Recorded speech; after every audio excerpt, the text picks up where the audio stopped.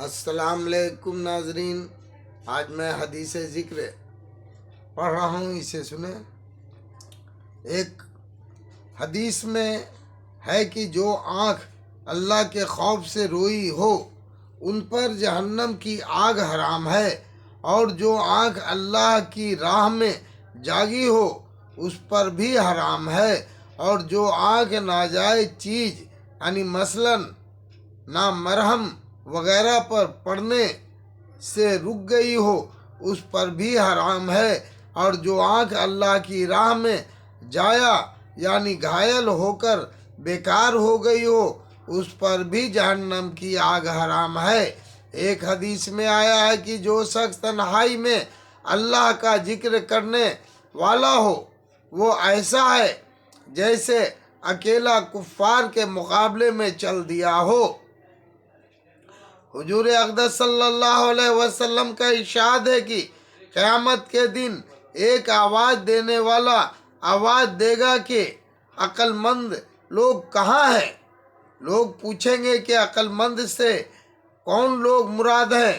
جب جواب ملے گا وہ لوگ جو اللہ کا ذکر کرتے تھے، کھڑے اور بیٹھے اور لیٹے ہوئے، یعنی ہر حال میں اللہ کا ذکر کرتے رہتے تھے، اور آسمانوں اور زمینوں کے پیدا ہونے میں غور کرتے تھے اور کہتے تھے کہ یا اللہ، آپ نے یہ سب بے فائدہ تو پیدا کیا ہی نہیں، ہم آپ کی تسبیح کرتے ہیں، ہم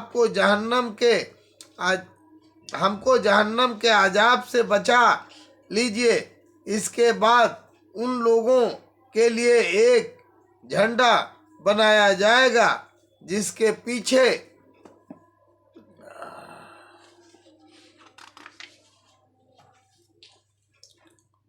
ہوگا کہ ہمارے پاس اس کی ایسی نیکی باقی ہے جو تمہارے علم میں نہیں، وہ ذکر کافی ہے۔ بہقی نے شعب میں حضرت عائشہ رضی اللہ عنہا سے بھی یہ حدیث نقل کی ہے کہ جس ذکر کو فرشتے بھی نہ سن سکیں وہ اس ذکر پر جس کو وہ سنیں 70 درجے بڑھا ہوا ہے۔ یہی مراد ہے اس شعر سے جس میں کہا گیا ہے، میان عاشق و معشوق رمز است کرامن کاتبی راہ ہم خبر نیست، کہ عاشق و معشوق میں ایسا رمز یعنی راز بھی ہوتے ہیں جس کی فرشتوں کو بھی خبر نہیں ہوتی۔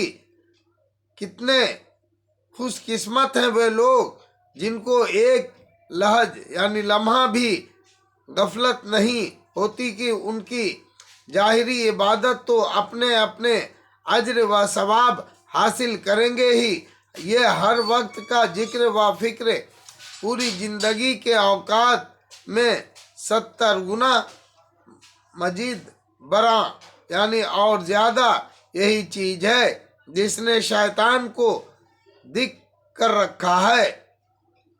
حضرت جنید رحمۃ اللہ علیہ سے نقل کیا گیا ہے کہ انہوں نے ایک مرتبہ خواب میں شیطان کو بالکل ننگا دیکھا۔ انہوں نے فرمایا، تجھے شرم نہیں آتی کہ آدمیوں کے سامنے ننگا ہوتا ہے؟ وہ کہنے لگا کہ یہ کوئی آدمی ہے؟ آدمی وہ ہیں جو سونیجیاں کی مسجد میں بیٹھے ہیں، جنہوں نے میرے بدن کو دبلا کر دیا اور میرے جگر کے کباب کر دیے۔ حضرت جنید رحمۃ اللہ علیہ فرماتے ہیں کہ میں شونیجیا کی مسجد میں گیا، میں نے دیکھا کہ چند حضرات گھٹنوں پر سر رکھے ہوئے مراقبے میں مشغول ہیں۔ جب انہوں نے مجھے دیکھا تو کہنے لگے کہ خبیث کی باتوں سے کہیں دھوکہ میں نہ پڑ جانا۔ مسیحی رحمۃ اللہ علیہ سے بھی اس کے قریب ہی نقل کیا گیا ہے، انہوں نے شیطان کو ننگا دیکھا۔ انہوں نے کہا، تجھے آدمیوں کے درمیان اس طرح چلتے شرم نہیں آتی؟ کہنے لگا خدا کی قسم یہ آدمی نہیں، اگر یہ آدمی ہوتے تو میں ان کے ساتھ اس طرح نہ کھیلتا جس طرح لڑکے گیند سے کھیلتے ہیں۔ آدمی وہ لوگ ہیں جنہوں نے میرے بدن کو بیمار کر دیا، اور صوفیاء کی جماعت کی طرف اشارہ کیا۔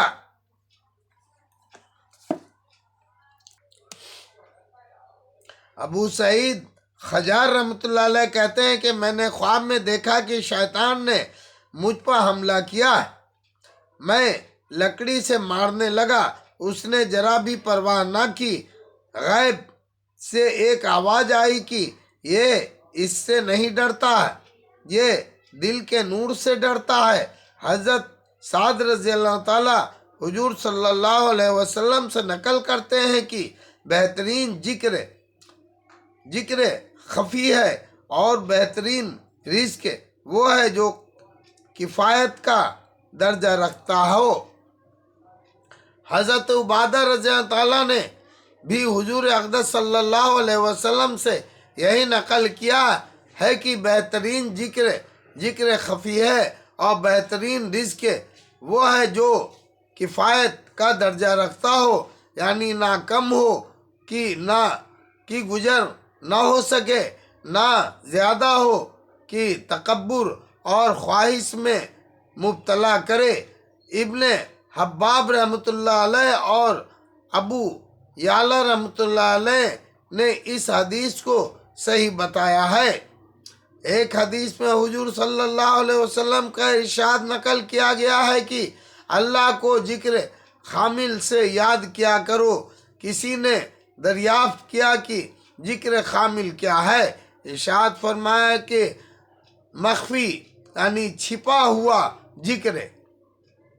ان سب روایت سے ذکر خفی کی افضلیت معلوم ہوتی ہے، اور ابھی قریب ہی وہ روایت گزر چکی ہے جس میں مجنوں کہنے کا ذکر گزرا ہے۔ دونوں مستقل چیزیں ہیں جو حالات کے اعتبار سے مختلف ہیں۔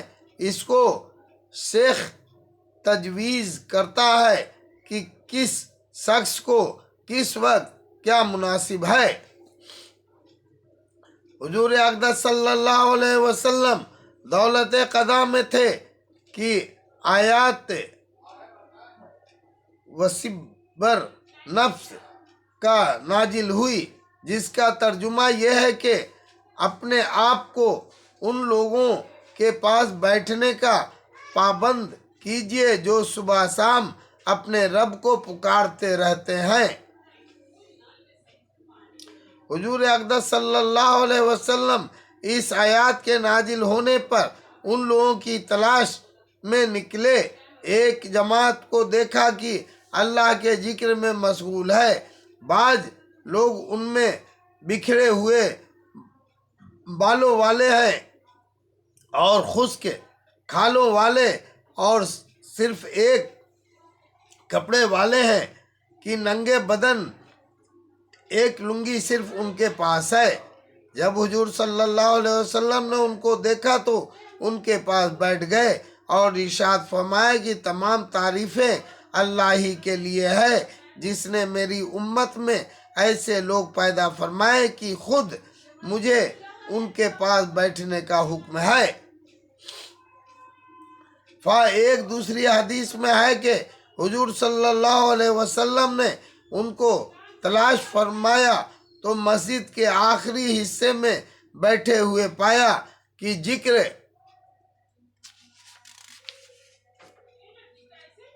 اللہ میں مشغول تھے۔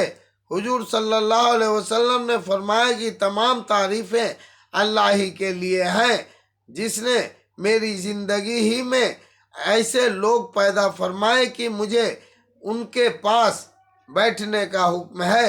پھر فرمایا تمہیں لوگ کے ساتھ زندگی ہے اور تمہارے ہی ساتھ مرنا ہے، یعنی مرنے جینے کے ساتھی اور رفیق تمہیں لوگ ہو۔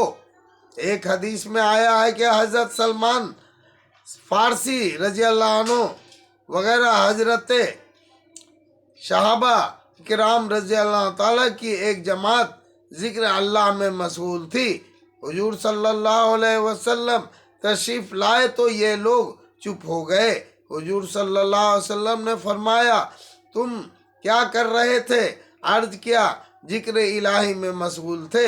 حضور صلی اللہ علیہ وسلم نے فرمایا کہ میں نے دیکھا کہ رحمت الہی تم لوگوں پر اتر رہی ہے تو میرا بھی دل چاہا کہ آ کر تمہارے ساتھ شرکت کروں۔ پھر ارشاد فرمایا کہ ایک الحمدللہ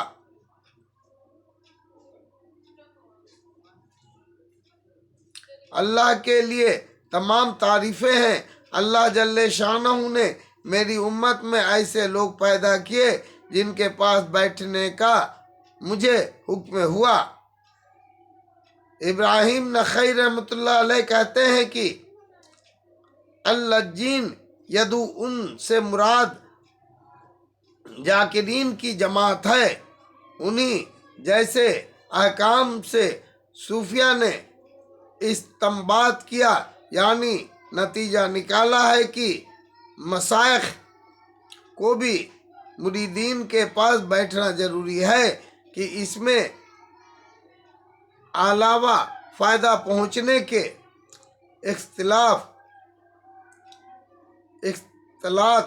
میل جول سے شیخ کے نبض کے لیے بھی مجاہدے تمہ یعنی پورا مجاہدہ ہے کہ مجاہب لوگ کی بدعنوانیوں کے تحمل اور برداشت سے نبض میں انقیاد یعنی عاجزی و خاکساری پیدا ہوگا، اس کی قوت میں انکسار پیدا ہوگا۔ اس کے علاوہ قلوب کے اجتماع کو اللہ جل جلالہ کی رحمت اور رفت یعنی نرمی سے متوجہ کرنے میں خاص دخل ہے۔ اسی وجہ سے جماعت کی نماز مشروع یعنی شریعت میں جس کی تاکید آئی ہوئی اور یہی بڑی وجہ ہے کہ عرفات کے میدان میں جب حجاج و بایق حال ایک میدان میں اللہ کی طرف متوجہ کیے جاتے ہیں، جیسا کہ ہمارے حضرت شاہ ولی اللہ صاحب رحمت اللہ علیہ نے حجت اللہ البالغ میں متعدد جگہ اس مجنوں کو اہتمام سے ارشاد فرمایا ہے۔ یہ سب اس جماعت کے بارے میں ہے جو اللہ کا ذکر کرنے والی ہو کہ احادیث میں کثرت سے اس کی ترغیب آئی ہے۔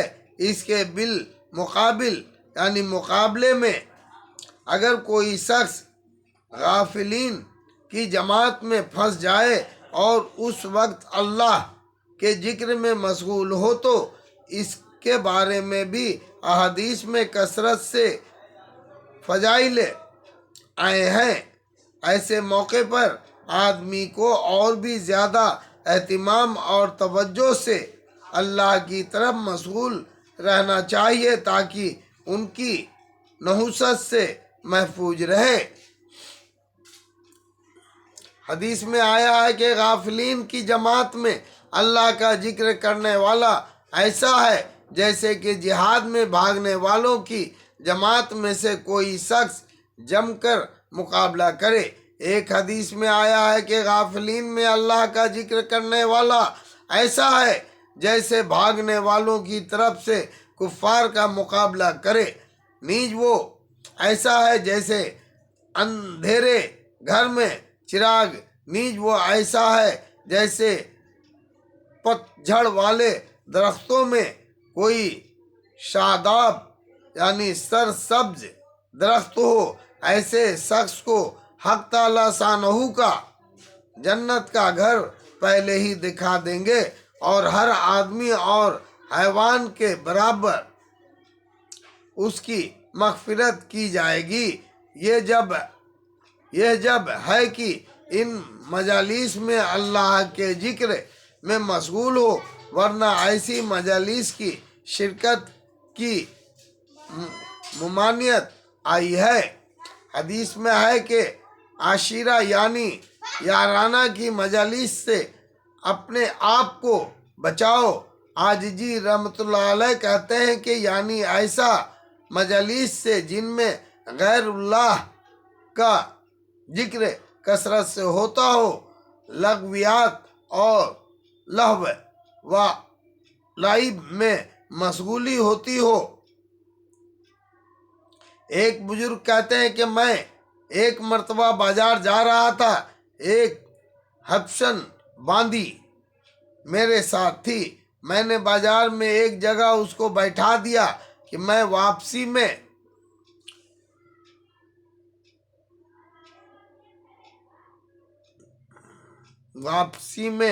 اس کو لے لوں گا۔ وہ وہاں سے چلی گئی۔ جب میں نے واپسی پر اس کو وہاں نہ دیکھا تو مجھے غصہ آیا۔ میں گھر واپس آیا تو وہ باندی آئی اور کہنے لگی، میرے آقا خفگی میں جلدی نہ کریں، آپ مجھے ایسے لوگوں کے پاس چھوڑ گئے جو اللہ کے ذکر سے غافل تھے۔ مجھے یہ ڈر ہوا کہ ان پر کوئی عذاب نازل نہ ہو، وہ زمین میں دھنس نہ جائیں اور میں بھی ان کے ساتھ عذاب میں دھنس نہ جاؤں۔ اللہ اکبر۔